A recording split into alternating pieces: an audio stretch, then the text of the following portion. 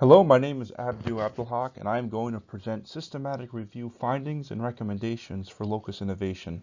Systematic reviews aggregate and/or configure the findings and evidence from past studies in order to arrive at specific findings that address some new and likely unique situation. My goal is to harness the power of systematic review and make 3 recommendations to the Board of Locus Innovation.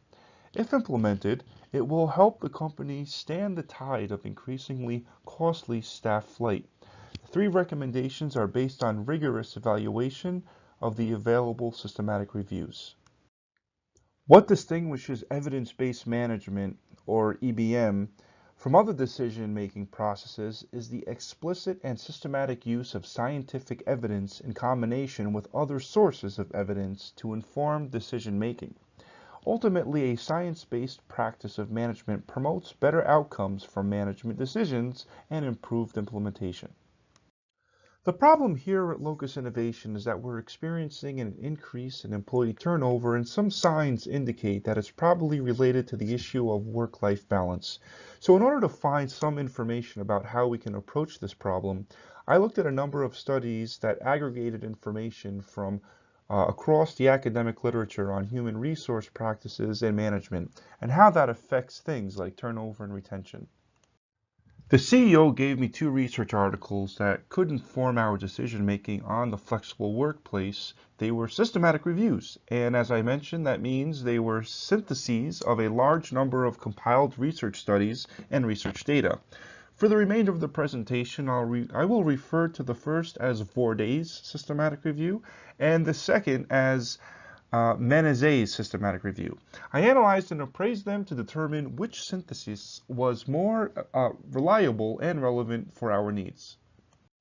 I used the tool called Topupus to evaluate the rigor, relevancy, and transparency of the systematic reviews. The dimensions assessed include transparency, accuracy, purposivity, utility, propriety, accessibility, and specificity. Transparency is where the process of knowledge and creation is open to outside scrutiny. Menezes' systematic review was ranked medium for the transparency criteria. The author clearly listed the databases and keywords used, but not all the studies were used within their measure of flexible working arrangements. Forday also ranked medium in the transparency criteria. He stated the research question up front had a clear literature review, is easily understood on how the data is collected, and provided an understanding of how the conclusions were obtained. Forday did not explain why the only method of collecting articles was through cross-checking, and why the original 11 review studies were selected as the starting point. Accuracy is whether the knowledge claims are supported by data or information on which they are based. Menezes rated high in accuracy. His conclusion stated the literature does not clearly demonstrate an unequivocal business case. Forday also rated high in accuracy.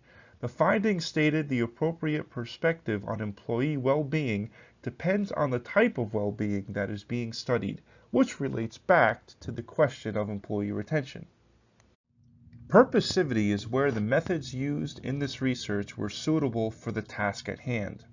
Menezes rated medium in purposivity due to the lack of findings of the research question. The data ranges in large variation in sample size and sample composition, and lacks consistent reporting of sample information. Forday rated high for purposivity. He included all types of empirical studies available, giving a representative overview of the whole body of qualitative research on human resource management, employee well-being, and organizational performance.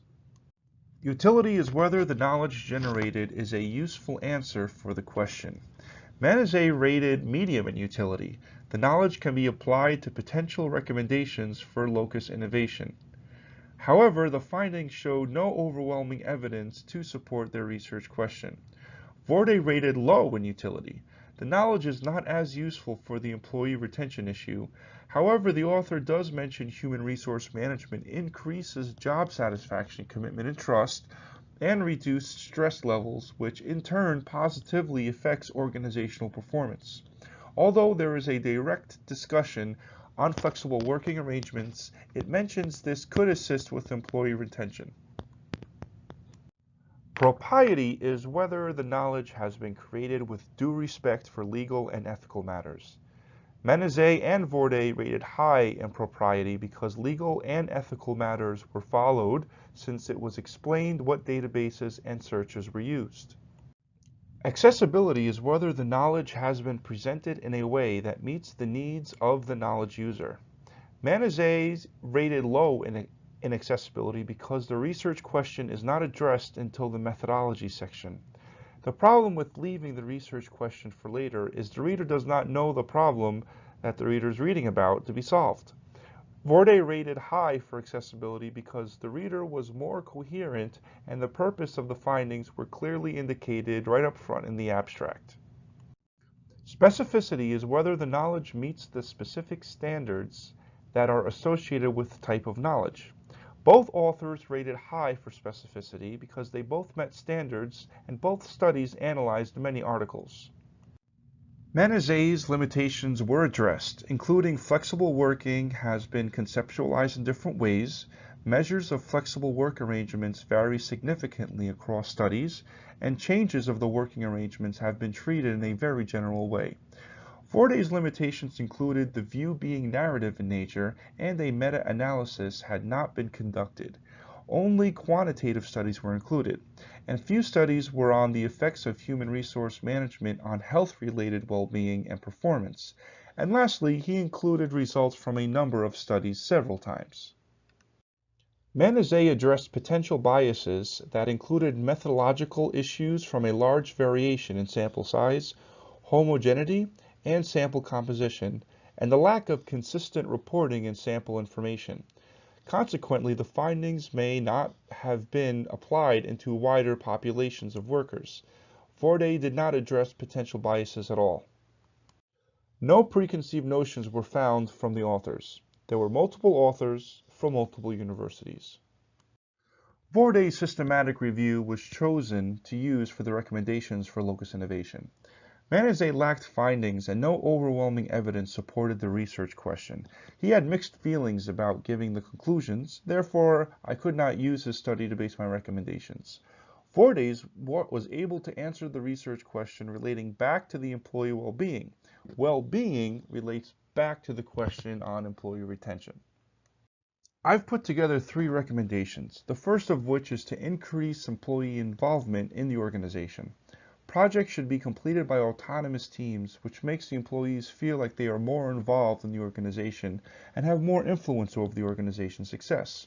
Providing quarterly briefings to all employees on all organizational successes and challenges is another way to get employees to feel like they are close to the central planners no matter what their position is.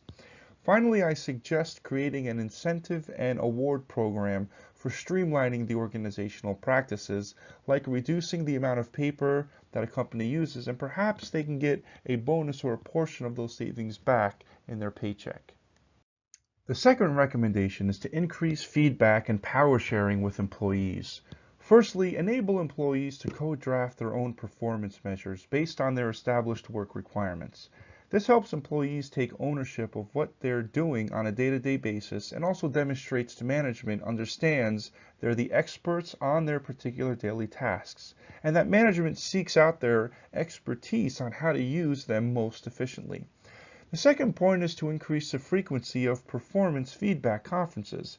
In the literature, feedback is something that we had a positive relationship with when it came to employee well-being and employee commitment to the organization. Increasing feedback will help employees understand goals of their unit. The last point is to implement an evaluation process for managers and executives in where they are not only evaluated by their seniors, but also by their peers and direct reports. In this sense, if employees have any grievances with management or executives, their voice is going to be heard and incorporated into the evaluation process for them. Finally, the third recommendation is to enact a comprehensive training development program. The purpose of this is to let the employees know that the company is willing to invest in them as people. Implement a tuition assistance program for employees, which gives them a choice of educational endeavors, but also ensures management gets continued education from them. Provide competitive opportunities for professional leadership and technical development training for high-performing employees. We should encourage work units to formalize internal training procedures. This isn't us trying to force a universal training procedure on each unit, but rather having the units understand that management recognizes their expertise and asking them to put their expertise down on paper in terms of a training document or program for their employees to ensure they get the development they need. Here is a list of my references, and I hope you've enjoyed the presentation.